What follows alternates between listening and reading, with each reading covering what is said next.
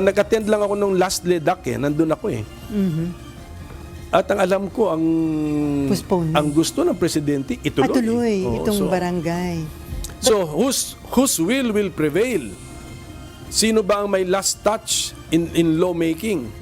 Tuloy ang pagdaraos ng barangay at sangguniang kabataan elections o BSKE sa December 1 nitong taon. Ayon kay Senador Aquilino Coco Pimentel III, ito ang narinig niyang posisyon o gusto ni Pangulong Ferdinand Marcos Jr.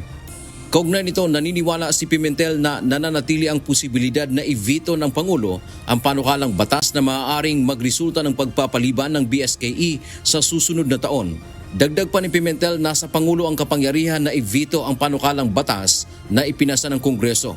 Bagamat naninindigan ang mambabatas na justifiable ang kanilang inaprobahang bill at hindi ito labag sa saligang batas.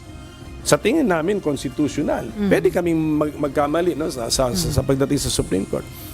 At saka hindi rin kami nagpapasa ng batas na dinadasal namin na i-veto ng presidente.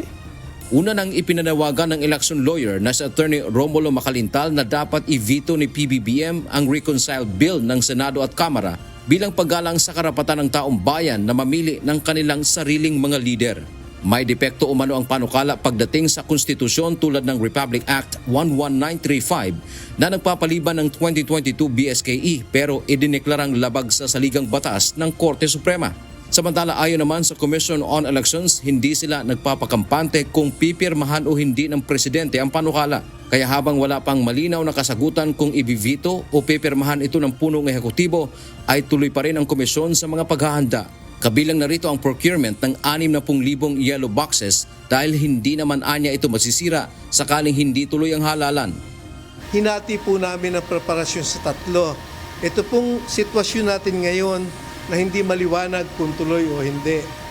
Pagdating po ng pinirmahan ng ating Pangulo ang batas na nagre-reset, nakaprepare na rin ho kami doon kung anong procurement ang pwedeng ituloy.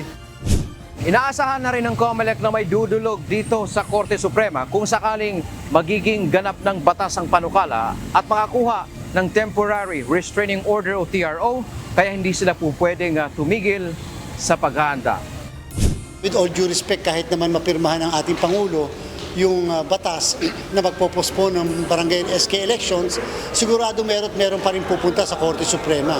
At dahil dyan, syempre dati na-issuean kasi tayo ng TRO doon sa bagay na yan, and therefore paano naman kung huminto kami sa paghahanda namin tapos hindi mapirmahan yung batas o kaya naman magkaroon ng restraining order. So kami naman na may imbyer na magkakaroon ng problema. Dante Amento, UNTV, News and Rescue. Diyos ang aming sandigan, serbisyo publiko ang aming pinahahalagahan.